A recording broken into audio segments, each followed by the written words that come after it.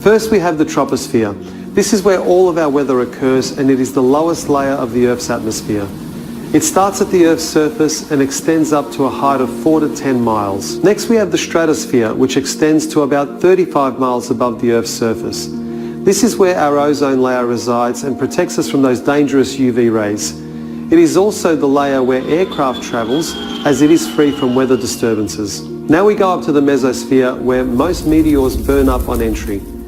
The mesosphere stretches up to 50 miles above the Earth's surface. Next, we have the thermosphere, and this layer extends up to 400 miles from the Earth's surface, and the air here is very thin. Also, temperatures here start to get really hot, ranging anywhere from 200 to 500 degrees Celsius and 500 to 2000 degrees Celsius in the upper region. And last but not least is the exosphere. The temperature in the exosphere can vary from 0 to 1700 degrees Celsius. The exosphere is the outermost layer of the Earth's atmosphere and is around 6,200 miles from the Earth's surface. Now, according to NASA, low Earth orbit is around 1,200 miles from the Earth's surface. So before I tell you the reasons why it is impossible for us to go beyond the exosphere, or for that matter even past the thermosphere, have a listen to what some NASA experts have to say about this topic. As we get further away from Earth, we'll pass through the Van Allen belts, an area of dangerous radiation. Radiation like this could harm the guidance systems, onboard computers, or other electronics on Orion. But Orion has protection. Shielding will be put to the test as the vehicle cuts through the waves of radiation. Sensors aboard will record radiation levels for scientists to study. We must solve these challenges before we send people through this region of space. Hang on. So what you're saying is that in order to send humans through this region, we need to solve the challenge of getting through the Van Allen radiation belts? But I'm confused. Didn't you already solve this challenge back in 1969 when you sent astronauts to the moon, and subsequently 5 other times after that?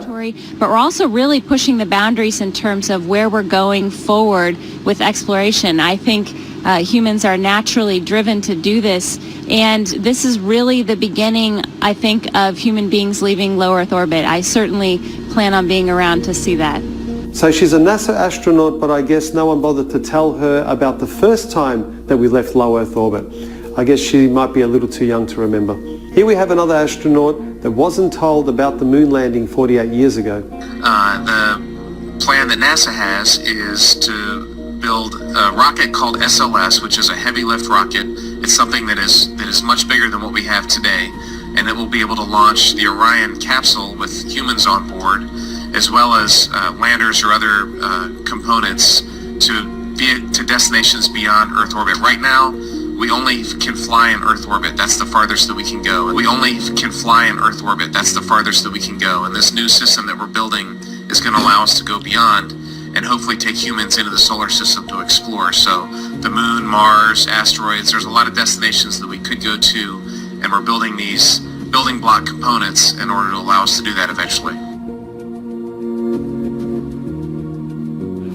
Once we travel beyond low Earth orbit, the crew will be exposed to larger amounts of radiation. So we have to design both the crew protection systems and our electronic systems to withstand this radiation. So that would mean that Neil Armstrong, Michael Collins and Buzz Aldrin were a tough bunch of SOBs able to withstand all that brutal radiation, considering these challenges are still yet to be solved. So how is it that we had the technology to achieve this amazing feat back in 1969, but we're still working on the technology in 2017, almost half a century later? Well, I managed to find a very clever and well-informed astronaut that will totally straighten things out for us and explain exactly why we're not able to return to the moon and break through those Van Allen radiation belts. Have a listen to this clever chap. I'd go to the moon in a nanosecond. The problem is we don't have the technology to do that anymore. We used to, but we destroyed that technology, and it's a painful process to build it back again. This guy, oh boy. Here's a real-life example of what can happen to you when you're exposed to all of that outer space radiation. And if you're a child with aspirations of becoming an astronaut, being a very good liar might be a positive attribute to have on your resume. And just by showing you these admissions of guilt by NASA, I can easily end this video now and I would have easily proven my point without a shadow of a doubt. But I'm sure that for some of you hardened skeptics out there, this damaging evidence is still not enough. So let's take this theory of mine to the next level. This here is the lunar module now proudly displayed at the National Air and Space Museum. According to NASA, the primary materials used to build the module were aluminium alloy, stainless steel, titanium, nickel steel alloy, heat-resistant glass. Now, if this is the case, we have a very serious discrepancy here. If you remember earlier when I went through the different atmospheres that surround the Earth, both the thermosphere and exosphere have temperatures ranging from 0 to 2000 degrees Celsius. So I decided to examine the melting points of the primary metals that were used to build the lunar module. First off, we have the aluminium alloy, which has a melting point of 463 degrees Celsius. Next we have stainless steel, which has a melting point of 1510 degrees Celsius. Then we also have nickel steel alloy, which melts at 1453 degrees Celsius, and of course the heat resistant glass for the windows, which has a melting point of 760 degrees Celsius. So this would mean that the lunar module, along with its occupants, would have disintegrated well before it even passed through the thermosphere, let alone surviving the Van Allen radiation belts in the exosphere. To protect the astronauts from the Van Allen radiation belts, the lunar module would have required 6 feet of lead shielding. But here's what they really had for protection. Obviously, the only shielding they had was the literally paper-thin outer hull of aluminum, and their suits consisting of glass fiber, some aluminum fibers, and silicon rubber. It's very interesting concerning radiation that the astronauts were protected by a thin film of aluminum when here on Earth they put a lead shield on us when they take a dental x-ray.